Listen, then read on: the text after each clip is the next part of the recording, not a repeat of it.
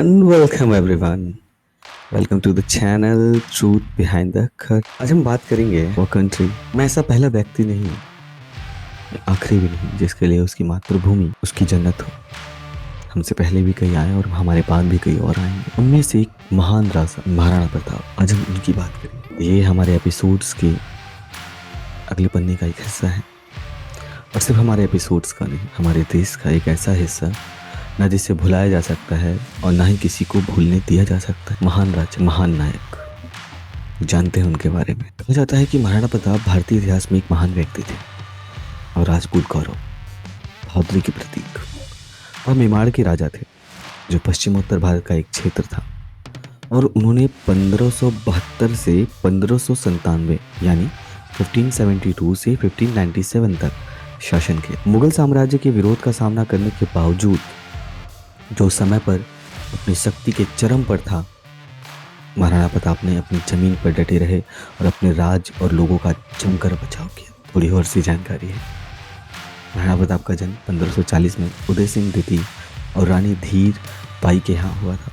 वह अपनी शारीरिक ताकत, बहादुरी और चालाक रणनीति के लिए जाने जाते थे। उनके शासनकाल को मुगलों के खिलाफ कई लड़ाइयों द्वारा चिन्हित किया गया था, जिनमें से सबसे प्रसिद्ध 1576 में हल्दी घाटी की लड़ाई थी।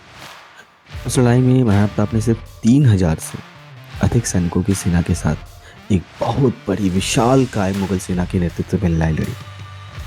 बादशाह अकबर के सेनापति मान सिंह यद्यपि युद्ध हार गया था, महाराणा प्रताप की बहादुरी और दृढ़ संकल्प कि उनके सैनिकों और मेवाड़ के लोगों के प्रतीक किया, और वे मुगल साम्राज्य के खिलाफ प्रतिरोध के प्रतीक बने। Great king. इंसान महान कब बनता है? कोई भी इंसान जब वो अपनी हार से सीखता है, जब वो हारने के बाद टूट कर गिर नहीं जाता।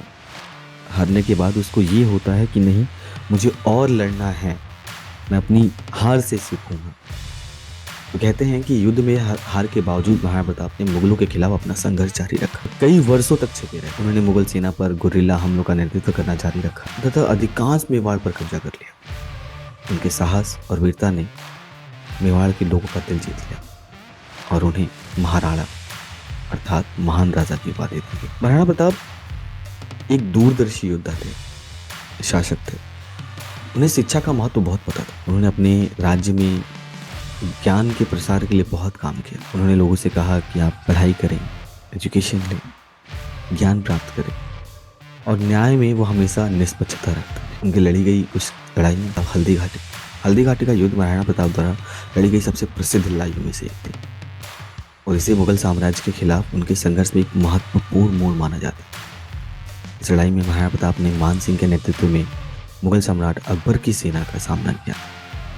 बहुत अधिक संख्या में होने के बावजूद महाराणा प्रताप ने एक भयंकर प्रतिरोध किया, और कहा जाता है कि उनके घोड़े चेतक ने युद्ध में अपनी जान बचाई थी। यद्यपि लड़ाई तकनीकी रूप से महाराणा प्रताप के लिए एक हार थी, इसे एक नैतिक जीत माना जाता है, क्योंकि वो मुगलों के खिलाफ अपना संघर्ष जारी रखने और भागने में सफल रहे। ये नीति थी कि अगर सलामत तो पगड़ी हजार। अगर महाराणा प्रताप उस युद्ध से नहीं जाते, अपनी जान नहीं बचाते, तो उसके बाद वो कुछ नहीं कर पाते। कोई लड़ाई हो, घास की रोटियां खाना हो। बात करेंगे बैटल ऑफ दीवार 1582 की लड़ाई। महाराणा प्रताप और अकबर के सेनापति महाबत खान के नेतृत्व वाली मुगल सेना के बीच लड़ाई थी। इस लड़ाई में महाराणा प्रताप और उनकी सेना ने मुगलों को हराया और मेवाड़ पर फिर से अधिकार कर लिया। Battle of Gogunda 1583। गोगुंडा की लड़ाई महाराणा प्रताप और मुगलों के बीच लड़ी गई थी, और इसके परिणाम स्वरूप मेवाड़ सेना की जीत हुई थी। महाराणा प्रताप और मुगलों की लड़ी गई लड़ाइयों में से एक है, जिसको हम बैटल ऑफ हल्दी घाटी कहते हैं, 1584। और इस बार इन्होंने अपने साम्राज्य की सफलतापूर्वक रक्षा की, आंच नहीं आने दी थी। कहते हैं कि एक योद्धा कभी मरता नहीं, एंड दिस इज ट्रू, कि एक योद्धा कभी नहीं मरता। ये महाराणा प्रताप द्वारा लड़ी गई कुछ सबसे महत्वपूर्ण लड़ाइयों में से कुछ है, और विपरीत परिस्थितियों में उनकी बहादुरी और दृढ़ संकल्प का प्रदर्शन करती है। हालांकि उन्हें कई चुनौतियों और सफलताओं का सामना करना पड़ा, लेकिन महाराणा प्रताप ने कभी उम्मीद नहीं छोड़ी, और वे अपने जीवन के अंत तक अपने राज्य की स्वतंत्रता और स्वतंत्रता के लिए लड़ते रहे।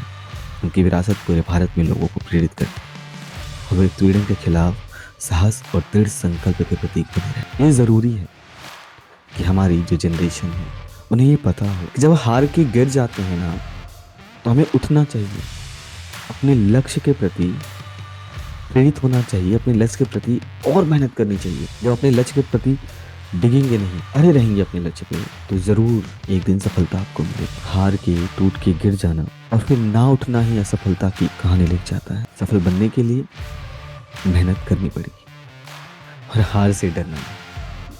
जब हम महाराणा प्रताप की बात करते हैं तो हम चेतक को नहीं भूल सकते। चेतक की बात शुरू करने से पहले उनके लिए एक मशहूर कविता है, वो पढ़ना चाहूंगा। रणबीर चौकड़ी भर भर कर चेतक बन गया निराला था, राणा प्रताप के घोड़े से पड़ गया हवा का पाला था। चेतक तन पर राणा प्रताप का कोड़ा था, वह दौड़ रहा अरे मस्तक पर या आसमान पर घोड़ा था। जो तनिक हवा से बाग हिली लेकर सवार उड़ जाता था, राणा की पुतली फिरी नहीं तब तक चेतक मुड़ जाता था। कौशल दिखलाया चालों में, उड़ गया भयानक भालों में, निर्भीक गया वह ढालों में, सरपट दौड़ा करवालों में। है यहीं रहा अब यहाँ नहीं, वह वहीं रहा वह वहाँ नहीं, थी जगह न कोई जहाँ नहीं, इस अरिमस्तक पर कहाँ नहीं। बढ़ते नाद सा वह लहर गया, वह गया गया फिर ठहर गया, विकराल ब्रज में बादल सा, अरे की सेना पर ठहर गया।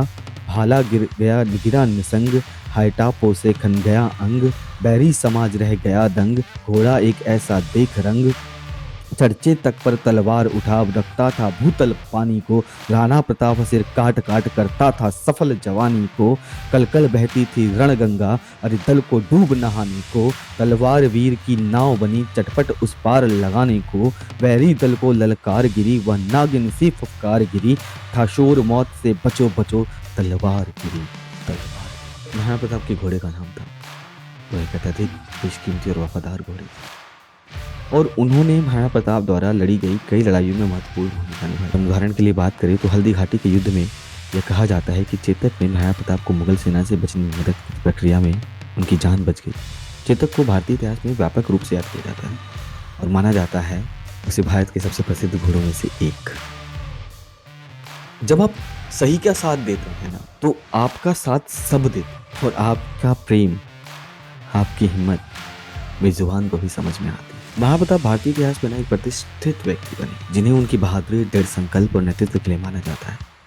उन्हें राजपूत गौरव के प्रतीक और मुगल साम्राज्य के खिलाफ प्रतिरोध के प्रतीक के रूप में याद किया जाता है। आज उन्हें भारत में साहस और प्रेरणा के प्रतीक के रूप में सम्मानित किया जाता है और उनकी विरासत दुनिया भर के लोगों को प्रेरित करती है। चेतक की वफादारी और वीरता से उन्होंने महाराणा प्रताप को अपने साहस और दृढ़ संकल्प का प्रतीक बना दिया और महाराणा प्रताप की कहानी पीढ़ियों से चली आ रही है। यह लोगों को साहस, बहादुरी और दमन के खिलाफ प्रतिरोध की अटूट भावना के संदेश के साथ प्रेरित करते हैं। चेतक को भारतीय इतिहास में सबसे महान घोड़े में से एक के रूप में याद किया जाता है और वो महाराणा प्रताप और उनके लोगों की बहादुरी और दृढ़ संकल्प का एक महत्वपूर्ण प्रतीक बना हुआ है। बहादुरी से, हिम्मत से लड़ना और अपने मकसद को, अपनी मंजिल को पा लेना ही मानवता का नियम। अपने एथिक्स, अपने वसूल कभी ना भूलें। और मुझे उम्मीद है कि ये कहानी सुनने के बाद, एक महान राजा की कहानी सुनने के बाद, आप अपने लक्ष्य के प्रति और बढ़ेंगे। ना मैं इनको, महाराणा प्रताप को शहीद मानता हूँ,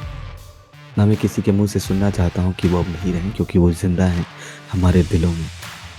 और इनकी कहानी, और ये सिर्फ कहानी नहीं, एक सच्चाई है जिसको कहानी का रूप दिया जाता है। हर एक लोग को, हर एक इंसान को जो भी ये सुने उससे प्रेरित हो और अपने जीवन में कुछ करना, कुछ सोचना और अपने देश के लिए, अपने लोगों के लिए साहस से उठे, क्योंकि हमारे लिए हमारा देश ही हमारी जन्नत है, हमारी माँ के चरणों में जन्नत है। जय हिंद, वंदे मातरम, भारत माता की जय। उम्मीद करूंगा कि आपको ये वीडियो पसंद आए। Please do like, share and subscribe.